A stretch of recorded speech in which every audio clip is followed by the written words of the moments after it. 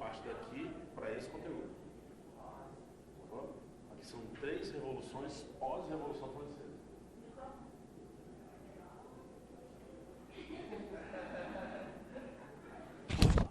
Sabe o que estava funcionando? Começou?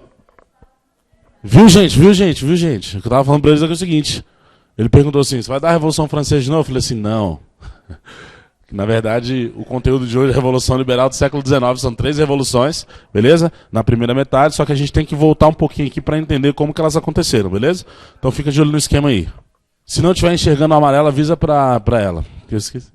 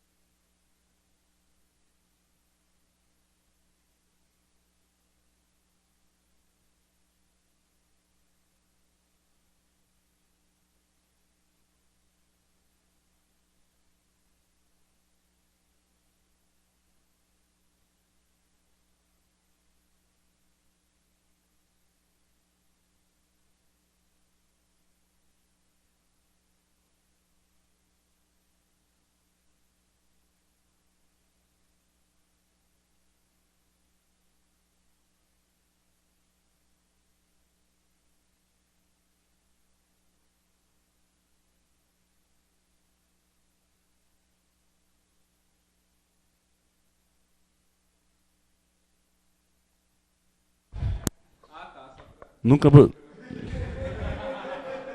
Vocês são mongóis?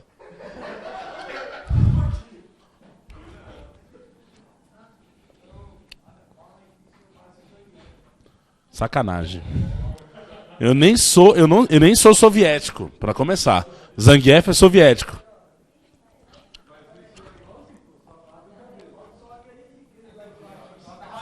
Cuidado que a força também pode ser, viu? Cuidado.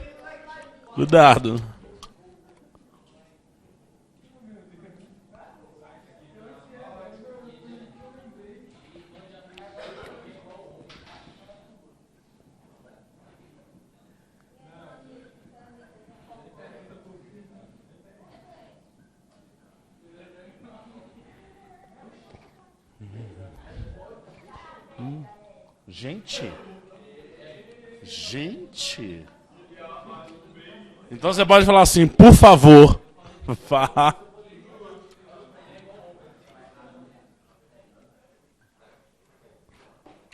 Vamos juntos.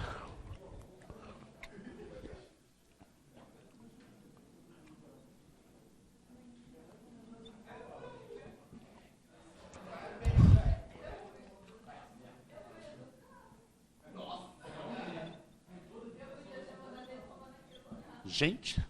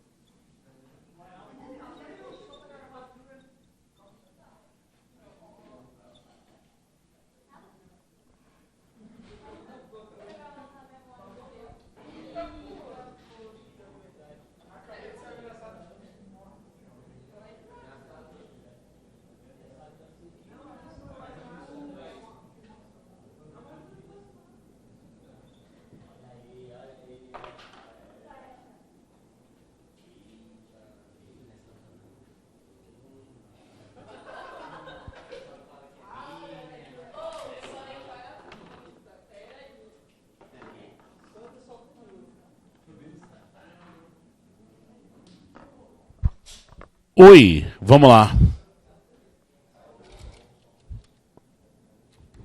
Pessoas, é o seguinte. Quer morrer o quê? Vamos lá? Vamos lá. Oi, pois não?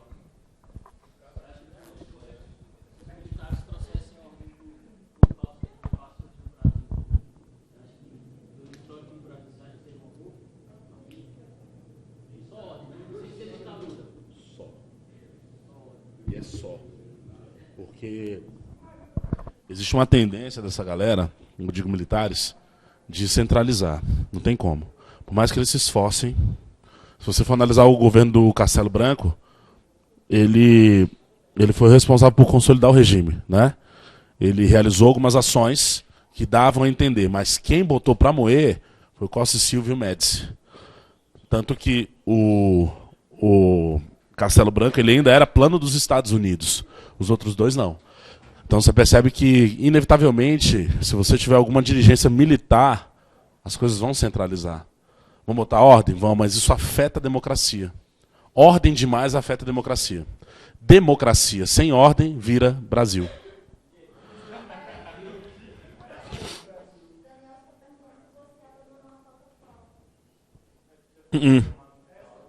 Não, é porque eu já tomei antes de vir pra cá. Eu passei ali naquela pizza Dom Bosco. Tomei. É, típica de Brasília, pessoal. Quem tá me vendo aí, não mora em Brasília, só lamento. Bom, pessoal, é o seguinte, foca aqui. Nós vamos analisar hoje as chamadas revoluções liberais do século XIX. E, bom, o lance... Guarda esse negócio aí que tá me assustando, né? Guarda esse leite aí. Olha só, nós teremos que fazer algumas análises de conteúdos que vocês já viram para poder justificar a presença dessas revoluções durante o século XIX. E eu gostaria também, pessoal, de fazer alguns paralelos com a história do Brasil que vocês estão vendo com o professor Robson, beleza? Só para que nós possamos entender o que estava acontecendo no mundo naquele momento, tanto no Brasil como na Europa especificamente, ok? Então vamos lá, olha só. Vocês sabem que todo tipo de revolução, os caras trazem uma ideologia muito forte, né? São influenciados por alguma ideologia. Nós podemos classificar que a Revolução Francesa, ela carrega o ideal iluminista, que tem berço na França, majoritariamente, mas você também tem um bercinho na Inglaterra com o John Locke, né, com a Carta de Direitos de 1689. Quer dizer, você tem uma legislação que, de certa forma, vai simplificar e vai restringir o poder do monarca. Isso acontece na Carta de Direitos, na Inglaterra, e o Montesquieu, entre outros filósofos, os caras começam a fazer propostas para redesenhar a estrutura de poder na Europa. Vocês sabem que quando o iluminismo aparece no século XVIII, a Europa já vive 200 anos de iluminismo, ou de absolutismo. Antigo regime, mercantilismo, toda aquela estrutura que nós conhecemos que limita, que faz com que o rei tenha poderes concentrados, então ele pode intervir em qualquer setor.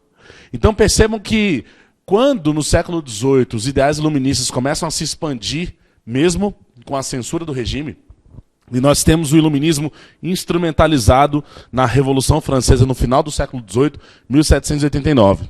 Essa revolução, pessoal, em 10 anos, a Revolução Francesa não conseguiu resolver as questões sociais. Quando Napoleão Bonaparte tomou o poder pós-revolução, as pessoas ainda passavam fome. As pessoas na França ainda tinham problemas sérios com inflação. O pão muito caro, a farinha muito cara. Esses problemas sociais a Revolução não resolveu.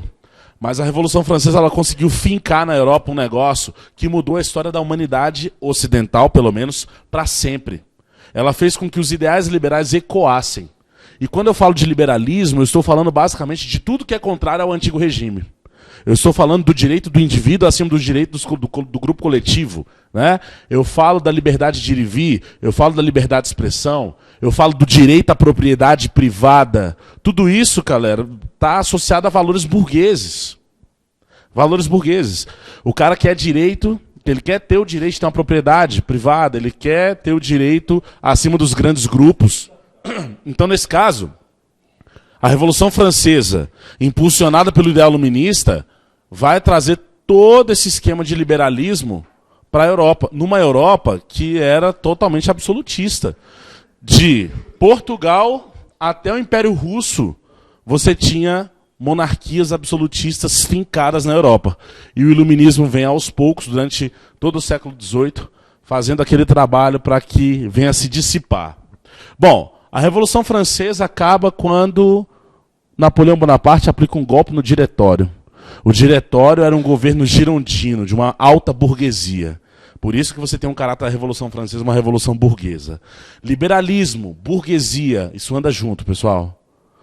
E aqui a gente vai ver também que o nacionalismo anda muito junto. Liberalismo e nacionalismo. Mas percebam, a classe burguesa que havia tomado o poder na França tomou um golpe do Napoleão Bonaparte, o 18 Brumário. Golpe do 18 Brumário. E a partir daí, Napoleão Bonaparte fica de 1799 até 1815 no poder.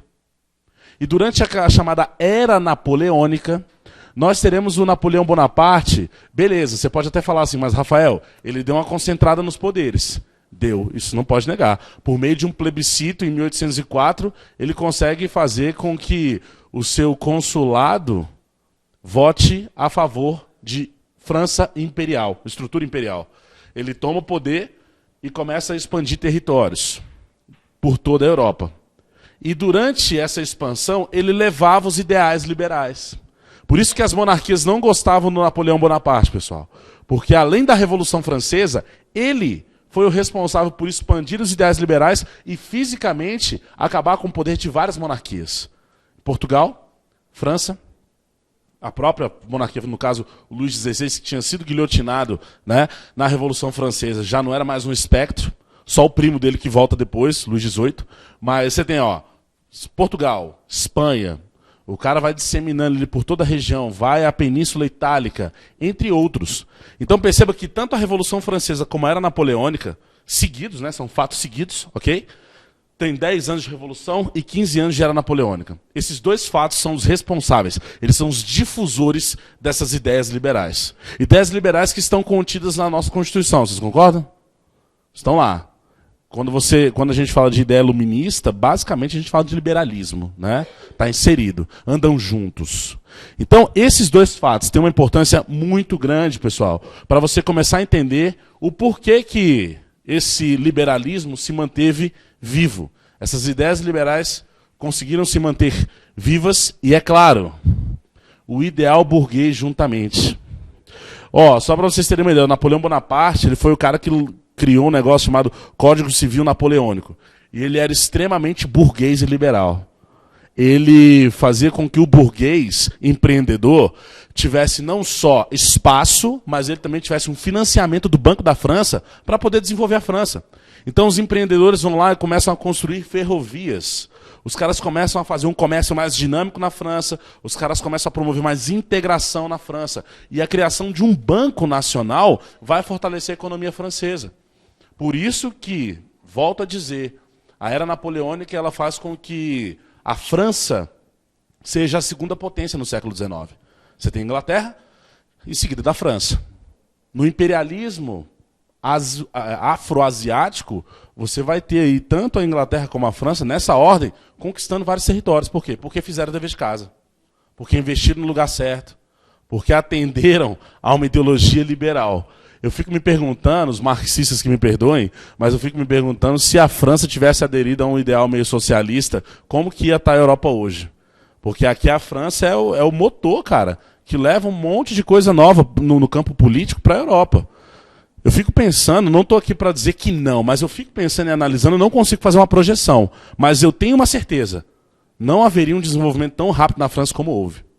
De verdade. Pega o exemplo da Revolução Russa, tá? Quando o socialismo foi instalado no país, o que aconteceu? Na Rússia. O Lenin conseguiu lá, 1922, União das Repúblicas Socialistas Soviéticas. O que ele faz? Dá um passo atrás e vai na política capitalista para poder ter dinheiro, porque não tem. Vai socializar o quê? Você está entendendo?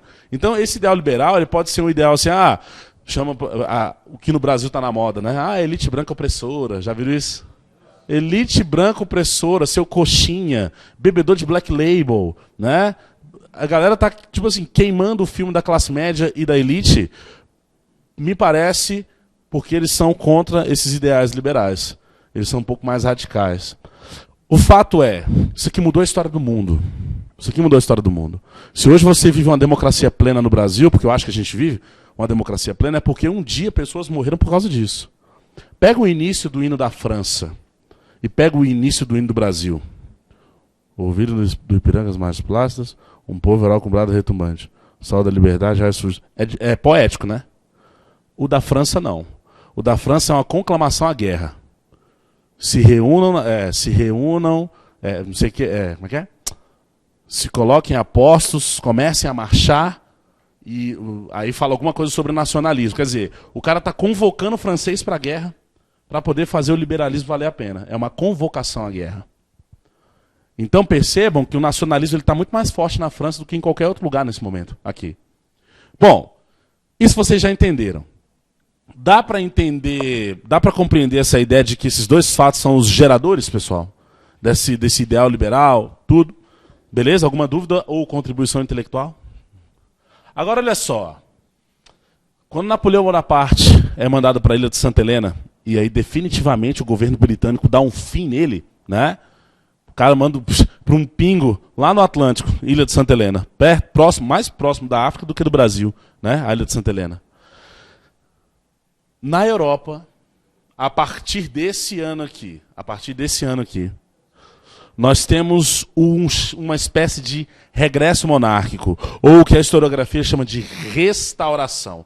Gente, quando vocês lerem o termo restauração, no século XIX, ele está falando da volta da monarquia. O termo restauração. E entenda uma coisa, depois que, na concepção das famílias reais, tá? Na concepção das monarquias, depois que o perigo já passou, pois não, pergunta ele no chat.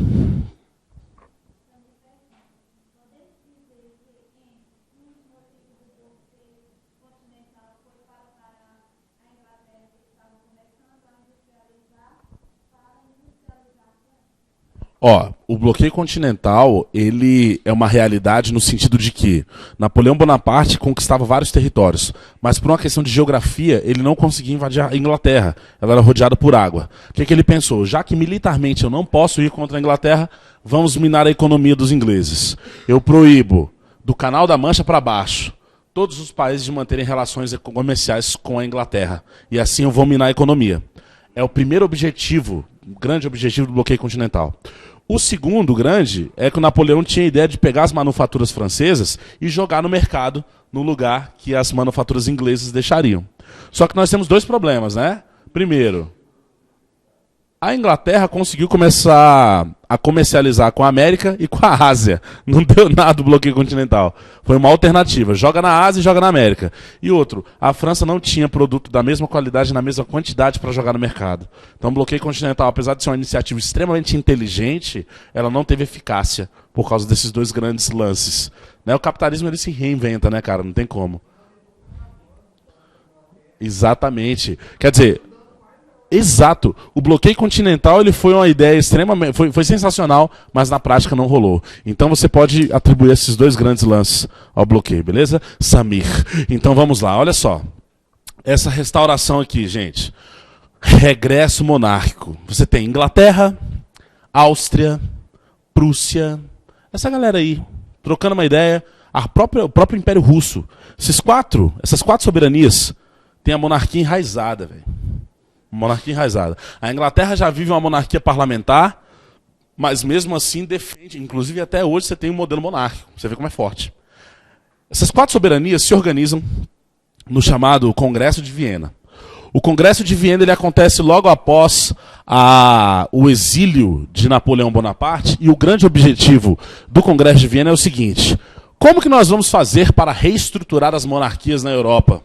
Como que nós vamos fazer, por exemplo, para acabar com esse negócio de ideal liberal, esse negócio de direito individual, direito à propriedade? Como que faremos? Gente, o Congresso de Viena tem esse grande objetivo: redesenhar o mapa da Europa e reinstalar as monarquias. Pensa só um cara que lutou a Revolução Francesa, passou pela Era Napoleônica e ele está vivo nesse momento. Pensa como é que ele deve estar chateado. Porque existiram milhares de pessoas que passaram pela Revolução Francesa, pela Era Napoleônica, e aqui estavam vivas. Entendendo tudo. Quer dizer, devia ser um mix de emoções na cabeça dessa galera, né? Daqui a 100 anos as pessoas vão pensar assim, imagina só o pessoal que viveu, né? Os governos contemporâneos brasileiros. Vocês viveram só o Lula, né? Vocês se lembram do FHC? Não, né? No FHC eu era criança, eu não lembro também muito, mas... É sério. Olha, galera, eu tava na 6ª série, cara, quando eu tô falando sério. Eu não entendia nada, eu só vi o dinheiro novo entrando, real, essas paradas e tal. Mas percebam, as pessoas vão olhar e falar assim, caramba, como é que esses caras passaram? Governo Lula, governo Dilma, né? A ascensão econômica do Brasil e a queda e a crise. Né? As pessoas viveram tempos dourados no Brasil no início do século XXI, e após a primeira década já começam a viver uma crise intensa que possivelmente vai até 2018, né? O dólar não vai abaixar daqui para o meio final do ano, pode deixar quieto. O pessoal que está querendo viajar para fora aí, desiste ou reformule a sua viagem, né? Não desiste não, reformule a sua viagem. Reformule a sua viagem, por favor. Então, eu fico pensando, cara, essa galera que viveu a Revolução Francesa, viveu a Era Napoleônica, o que eles devem estar achando aqui? As monarquias, depois de muita morte, depois de muita correria, Napoleão Bonaparte botando medo na Europa toda, difundindo o liberalismo, né, exaltando o ideal burguês, e agora o Congresso de Viena fala, vamos redesenhar a Europa para que as monarquias voltem. A Santa Aliança, um exército que vai fazer a manutenção dessas monarquias. Pessoal, a Santa Aliança veio até para a América. Exército da Santa Aliança sobre as colônias espanholas. Pensa bem. Os caras estavam com tudo para poder reorganizar. Aí você tem, por exemplo, a dinastia Habsburgo, voltando ao poder. Habsburgo. Espanha, Portugal. Portugal é Bragança, né? Mas Espanha majoritariamente. Habsburgo, os Bragança. Revolução do Porto, Dom João voltando. Voltou. Debaixo de uma constituição, mas voltou. Você tem Orange, da Holanda, voltando ao poder, a dinastia Orange. Quer dizer, pessoal, as monarquias estão se relocando. Na França, você tem o Luís XVIII, primo do Luís XVI, guilhotinado na Revolução Francesa. Tá ali o cara, ó, morreu na França. O Napoleão Bonaparte botou ele para correr no governo dos 100 dias, depois ele voltou, né? Tá aí governando. A reinstalação das monarquias, pessoal. Restauração do antigo regime. Valendo um Trident. Esse eu comprei agora, eu só comi um. Valendo esse Trident, principalmente para você que tem intenções diferentes depois da aula, fica ligado. Se é que vocês me entendem. HQ, falando o quê, professor? Doidão, é? Raposinha sapeca. Olha só. Quando eu falo antigo regime, eu quero falar do quê? Falei isso no início da aula. O que mais? O que mais? Porque o antigo regime é uma gama, né? O absolutismo é um elemento que está aqui dentro. Nope. É uma prática do quê? É uma prática do quê? Mercantilismo. Então tem o absolutismo, mercantilismo. Não, mas eu só vou dar um. Vou jogar de aleluia. Sai na porrada aí e vê quem pega. Gente, olha só. A pergunta, ela simples nesse sentido. Eles querem a restauração do antigo regime. Originalmente. Oi? Colônia? Você falou colônia? Ué, o pessoal da Revolução do Porto quer recolonizar o Brasil. Nesse momento aqui. Eles são doidões porque, veja bem, eles querem que o rei, eles querem que o Dom João VI volte e se submeta a uma Constituição. Isso é muito liberal, né? Mas ao mesmo tempo eles querem recolonizar o Brasil. Drogas matam. Não tinha propaganda naquela época, mas é isso. Você percebe a grande contradição da Revolução do Porto, né? Beleza. Olha só o que os caras estão querendo. Uma restauração do antigo regime, originalmente, aquela do século XVI, onde as pessoas acreditavam na teoria do direito divino dos reis. Que o rei era enviado por Deus, cara. Eles queriam que o contrato social do Thomas Hobbes fosse novamente uma realidade. O súdito entrega sua liberdade para o rei e o rei exerce pelo súdito. E aí acabam as mazelas sociais como genocídios, estupros, crises, carestias e por aí vai. Gente, aquela filosofia do século XVI, cara. Os caras querem isso tudo de volta em pleno século XIX. Pessoal, estamos aí há menos de 100 anos da Primeira Guerra Mundial e os caras estão querendo que uma estrutura mental do século XVI volte. Eu pergunto para vocês, eles conseguiram isso em sua totalidade, sim ou não? Totalidade não. Quando eles começam a estruturar as monarquias, pessoal, porque eles voltam, tá? Fiquem ligados, eles voltam e se instalam, tá? Só que é o seguinte, eles não vão conseguir fazer como antes, porque os súditos já têm um pensamento liberal.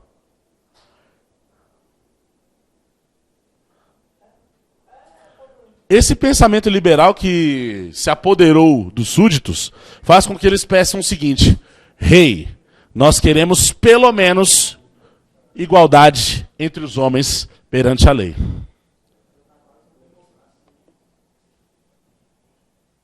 Pensa no desespero desses reis. Então eu tenho aqui todo um esquema montado, pessoal. Eu tenho os movimentos que influenciaram os ideais liberais. Embora ambos tenham acabado, eles fizeram com que esses ideais liberais ecoassem. E quando eu falo de liberalismo, eu também falo de ideal burguês. E mais especificamente, eu falo sobre nacionalismo. Nacionalismo. Oh.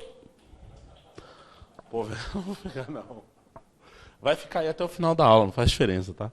Ó. Eu falo de nacionalismo. Vamos pegar aqui algumas ideias sobre isso. Pessoal do chat, participação free, fica à vontade. O que vocês entendem por nacionalismo? Respostas, sem ser resposta imbecil, tá, gente? Resposta massa, beleza? O que vocês entendem por nacionalismo?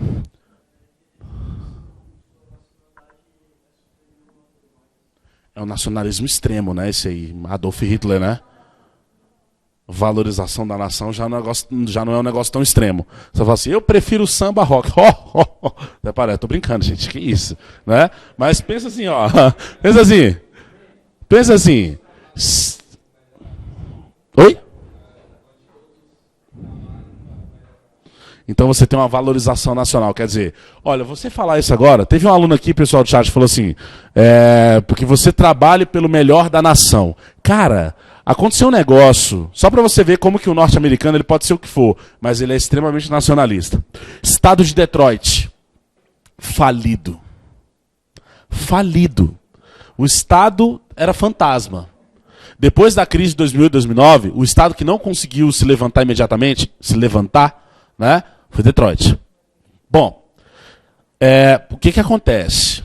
Numa das entrevistas, um morador de Detroit fala assim, presidente, não desista de nós. Nós vamos trabalhar para recuperar, mas não desista de nós, por favor. Olha que nobre. Nós vamos trabalhar para que isso passe. Mas, por favor, presidente, não desista de nós. Quer dizer, se fosse o brasileiro, ia botar a culpa toda no governo, não é isso? Culpa da Dilma, não é isso que a gente fala? E ia se eximir da responsabilidade de trabalhar. Porque o cara é funcionário público, mas ele nem vai no trabalho dele porque ele tem estabilidade. Porque o cara trabalha numa empresa privada, mas vive dando gato. O cara desse não tem moral, velho. Então perceba que você tem uma questão cultural muito forte, tanto nos Estados Unidos como na Europa, do que é valorizar o nacional. Você construir algo valorizando aquilo que é seu. Antes de fazer a próxima reflexão, chat.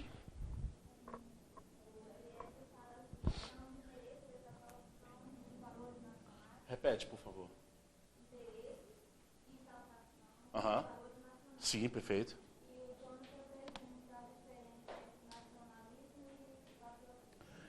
Patriotismo e nacionalismo é uma linha tênue, tá? O patriotismo ele surge geralmente associado a uma guerra. Por exemplo, analisa comigo aí. Os países que participaram de guerras, eles são muito mais patrióticos do que por exemplo, o nosso. Os países europeus, Estados Unidos, eles são extremamente nacionalistas. O patriotismo está geralmente associado às forças armadas e associados a guerras. Então, esses países que passaram por guerras, pessoal, eles são muito mais, valorizam muito mais o que é deles. Porque durante uma guerra, você tem que proteger a sua fronteira, você tem que proteger o que é seu, você tem que valorizar os seus costumes, a sua cultura, então você não vai deixar o inimigo destruir e fazer com que a sua cultura desapareça. Então, surge dentro de você aquele nacionalismo, aquela coisa louca de proteger o que é seu. No Brasil, vocês viram o surto de nacionalismo na Guerra do Paraguai, né? A Guerra do Paraguai foi aquele negócio. Né? O sentimento nacional surgiu no Brasil, mas logo ele sumiu. Fala.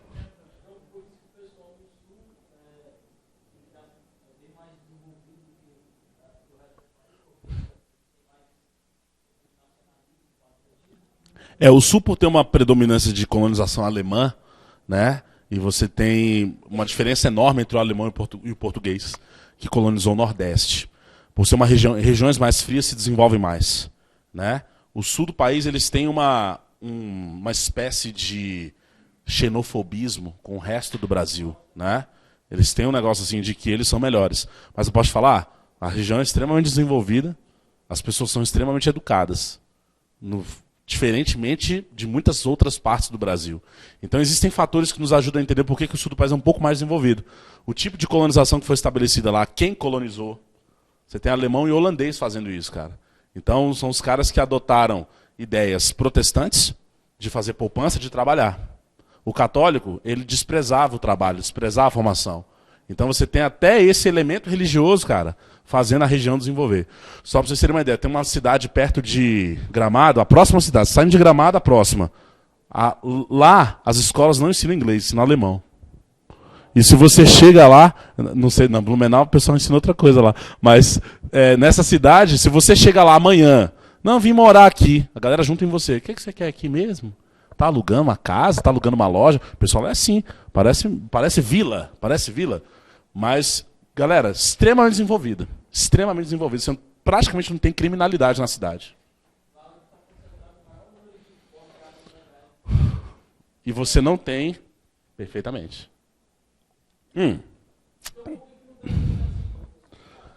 Cara, o DF é um mix, né, cara? É um mix de emoções. Você tem. Tá vendo? Olha o conceito aí. É uma bosta, né? Então, por isso. Então, você tem um mix, cara. Você tem gente de todo o Brasil vindo pra cá. Então, querendo ou não, você não determina uma cultura homogênea, né?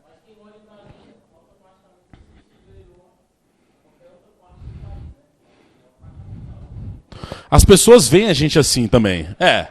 Você fala que é de Brasília, a casa cai, brother. O pessoal pensa que você vê o Lula todo dia. A Dilma. Não. Eu já pergunto, é funcionário público? Eu pergunto assim também. Eu moro em Águas Claras, né? Eu mesmo falo, sou de Brasília, mas não vou te roubar não, fica tranquilo, né? Sacou? Gente, vamos lá. Vamos acabar esse negócio porque tá acabando aqui, faltam 15 minutos. As revoluções liberais são essas. Eu dei para vocês um contexto. Eu dei para vocês um outro contexto. E agora nós temos um esquema. Veja bem, gente. Vale no outro Trident.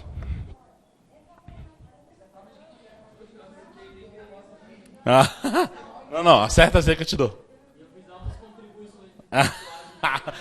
Altas contribuições intelectuais. Gente, vamos lá, atenção. Ó. Mulheres, ó. Não tá bom, só reproduzindo, né? Gente, seguinte.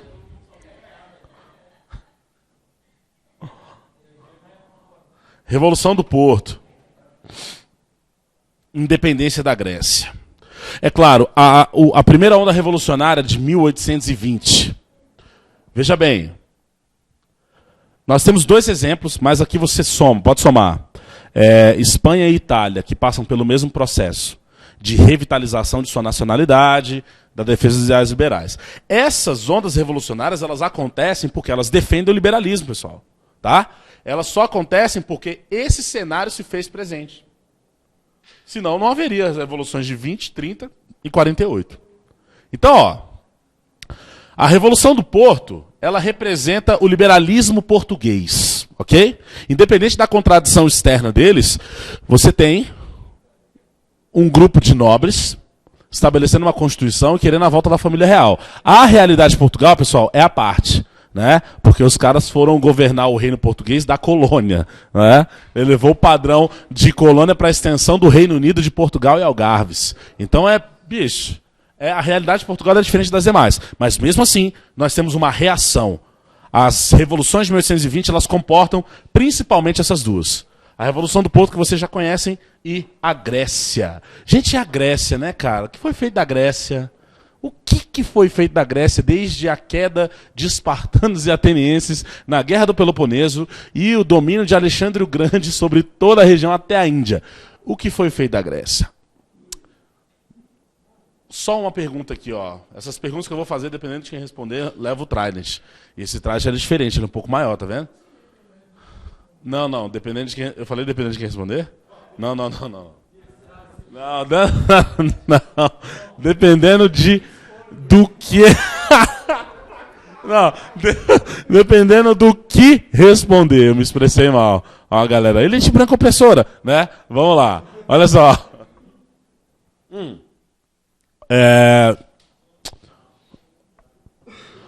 Houve uma invasão a uma cidade.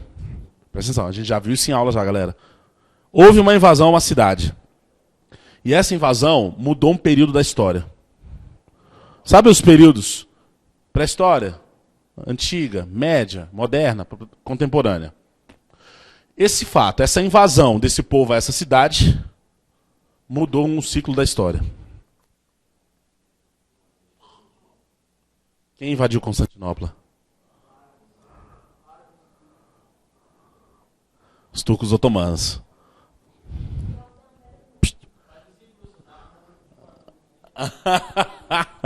Olha só, veja bem. Os turcos otomanos invadiram Constantinopla e desenvolveram o Império Turco-Otomano. Gente, quem ficou debaixo desse império? A Grécia. Século XV. Desde o século XV até aqui, a Grécia estava debaixo do domínio dos turcos otomanos, religião muçulmana. Gente, Quando a Grécia começa a vislumbrar sua independência, outros países europeus começam a ajudá-la, você sabe por quê? Porque ela foi o berço cultural da Europa. Ela fala assim, não, bicho, a gente tem que preservar aquilo ali. Vamos ajudar a Grécia a se tornar independente desses orientais loucos. E começam a investir. Só que tem um negócio, a Rússia também ajudou. Gente, a Rússia fazia parte do Congresso de Viena. Eles queriam a restauração do absolutismo, mas ele ajudou a Grécia. Por que ele ajudou a Grécia? Qual é a intenção dos russos? Não, porque o socialismo ele não existe ainda, né? Século XIX, a ideia do Marx ela é criada aqui, mas a União Soviética é só no século XX. É como se fosse assim, ó, você tem a Rússia, tentar desenhar, a Rússia é gigante, né? Um monte de coisa. E por aqui assim, você tem o território recortado da Grécia, Península Balcânica, né? Aqui. Aqui você tem a Itália. Você tem um negócio aqui, o que que é? Que mar? Mediterrâneo. Então a Rússia, apoiando a Grécia, queria uma saída para o mar Mediterrâneo. Os caras são bebedores de vodka mesmo. Independência da Grécia e Revolução do Porto. Os dois grandes movimentos liberais e revolucionários de 1820. Você tem acontecendo a mesma coisa na Itália e na Espanha. Tá? Porque os caras estão resistindo à reestruturação monárquica. Agora, quem lê literatura estrangeira sabe do que eu estou falando aqui. Ó. Quando eu falo Barricadas de Paris. 10 anos depois, Carlos X no poder, você tem uma nova onda revolucionária na França. França, palco dessas revoluções fantásticas. Né? O rei Carlos X estabelece aquilo ali, ó, as Ordenanças de Julho. Pessoal, Ordenanças de Julho. Um documento que priva as pessoas de suas liberdades individuais, censura a imprensa, dissolve a Câmara dos Deputados e o Senado. E o cara concentra mais poderes sobre as mãos. Aí você tem uma galera na rua, nas ruas de Paris, levantando barricadas e pô. Quem já viu Os Miseráveis? Quem já leu Os Miseráveis de Victor Hugo? O contexto do livro dele é de 1830. Os Miseráveis. O contexto histórico daquele livro está aqui na Revolução de 1830. As barricadas de Paris. Você tem uma movimentação. É como se fosse uma guerra civil, cara, que está acontecendo em Paris agora. Porque a população de caráter liberal, a população com a mentalidade liberal, eles começam a se levantar contra o Carlos X no sentido de não deixar o cara estruturar o absolutismo de novo. Censurar a imprensa. Limitar as liberdades individuais. Dissolver órgãos políticos para poder concentrar poderes nas mãos. Nossa, isso é tão antigo, né? Então os caras começam a lutar nas ruas da França. E as frases, as ideias centrais que nós temos aqui são as barricadas de Paris. Quando falar de barricada de Paris, você não pode lembrar só de 1968, né, que foi uma das revoluções do mundo aí. Mas você tem primeiramente a Revolução de 1830, que expressa essa realidade de insatisfação popular com um governo que está tentando reestruturar o absolutismo. É a de 1830. E por último, a maior delas. Tanto que existem alguns materiais didáticos que colocam as revoluções de 1848. Pegam as três e colocam aqui dentro. Porque essa aqui foi a mais importante. O que é sublevação?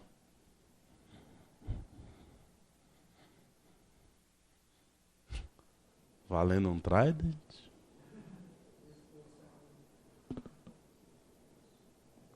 Não consulte. A gente não tá nem constando nada, está no mundo de Bob. Fantástico mundo de Bob.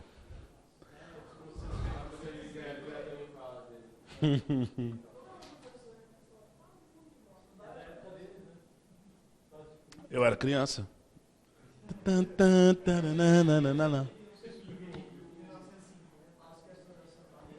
Vovó. Se eles têm uma mentalidade liberal e estão querendo colocar outra sobre eles, o que eles vão fazer? Sublevar.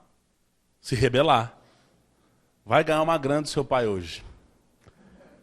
Troca uma ideia. Aí, pai, realmente essas sublevações no Brasil estão complicadas. Seu pai vai olhar.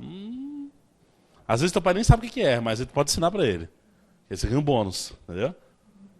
Não? Isso não rola, não? Não? Tem que arrancar uma grana do pai aí, galera.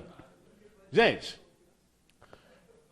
ó, no liberalismo eu tenho a burguesia, a elite e o povo. Pessoal, ambos têm o mesmo interesse. Eles não querem a centralização do poder, eles não querem a volta do antigo regime de todos os seus elementos. Quem tem poder para fazer alguma coisa aqui, o povo ou a burguesia?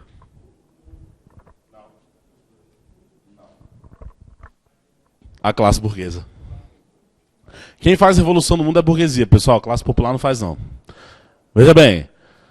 Só. Então você tem aqui, ó, a classe burguesa que tem o mesmo interesse do povo, mas na hora do vamos ver, a classe burguesa vai sozinha. Quando o povo pediu mudanças sociopolíticas, gente, para o povo, uma mudança sociopolítica pode prejudicar o empresário? Pode, não pode? Gente, vocês sabem que a CLT para o empresário é uma maldição. Se alguém tem o pai empresário aqui, fala pro seu pai da CLT, ele te dá um bicão. Porque a CLT dá amplo direito aos trabalhadores. Cara, o empresário gasta uma grana para manter os direitos do trabalhador, beleza, certinho. Então a CLT, a consolidação da lei do trabalho para o empresário é uma maldição.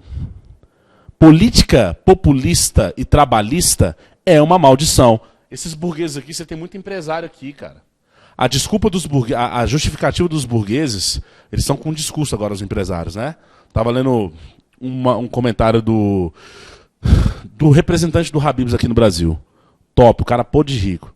Ele tava falando coisas do tipo assim, pode me chamar do que vocês quiserem, de elite branca, de coxinha, do que for. Mas nós empresários empregamos mais do que o governo. Nós temos coragem de pegar todo o nosso dinheiro e investir numa ideia. O governo não. Destruiu, velho. Destruiu. Mas a gente entende que o empresário, ele emprega para pagar isso aqui, ó. Tô jogando alto, tá, pessoal? Nível de Brasília, beleza?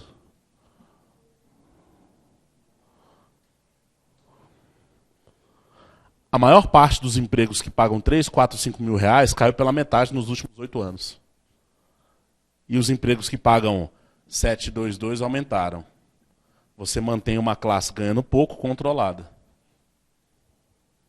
E você detona a classe média que vai ganhar 3 vezes mais do que isso aqui. 3 ou 4. Essa é a lógica. Quando criamos milhões de empregos. Sim, para deixar uma galera lá embaixo, controlada. Não sei quantos mil empregos em tantos anos. Com esse salário aqui. Com esse salário. Um trabalhador que recebe isso aqui por mês, ele sai para o empresário R$1.000 com os direitos. R$1.000 por mês o empresário paga para ele, mas ele só recebe 600 e alguma coisa. 600 e pouquinho aqui, porque tem INSS, né, tal. Ele não recebe mais de R$700 e ele custa para o empresário R$1.000, com todos os direitos. Essa visão de burguesia e povo, nós temos em algum momento esse interesse chocando. E aí, a burguesia se levanta contra o povo. O sobrinho do Napoleão Bonaparte, que tinha sido eleito por uma república, aplica um golpe e se transforma em imperador. É de família, né? É de família, né, Bruno? Esse cara aqui, ele só sai do poder lá na frente. A gente vai ter a Guerra Franco-Prussiana lá na frente, né? Vamos ter ideologia anarquista, socialista se levantando lá. Então, olha só. Isso aqui precede a democracia moderna, pessoal. As revoltas liberais, as revoluções liberais, elas precedem a democracia e a república da modernidade. O Brasil, quando se transforma em república em 1889, com a proclamação lá do 15 de novembro, quem proclamou a república foi o monarquista, porque a monarquia no Brasil já não cabia. O pensamento brasileiro já era um pensamento liberal, né? Os caifazes que ajudavam a, por exemplo, fazer com que os escravos fugissem, né? Princesa Isabel achando que estava abafando, assinando a Lei Áurea, vai lá, assina 95% dos escravos em liberdade. Ela só oficializa o que já era uma realidade. Né? Você não tem, filho, meu Deus, a princesa Isabel não fez nada. Aproveitou que o pai dela foi lá para a Europa se consultar com o médico, assinou a Lei Áurea, legalizando 5% que eram escravos ainda. Fala sério, cara. Fala sério. O Brasil estava extremamente atrasado nesse esquema, né? Então você tem aqui o que precede a democracia e a república moderna, ok? Dúvidas ou contribuições intelectuais?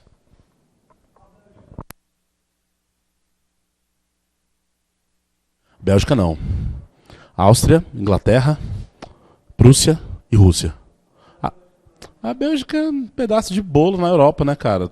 Subordinado, entre aspas, ali à França, que é um território grudado ali na França, né? Você não tem a Bélgica com uma projeção. Você tem a Bélgica assim, com projeção na segunda metade, quando eles começam a explorar o interior da África. Primeiro país. Mas nesse contexto aqui é tipo o Paraguai na América Latina. Vou ficar quieto aqui porque eu não tô de boa. Você escuta falar do Paraguai na América Latina? Paraguai, gente. País apagado na América Latina. Equador também.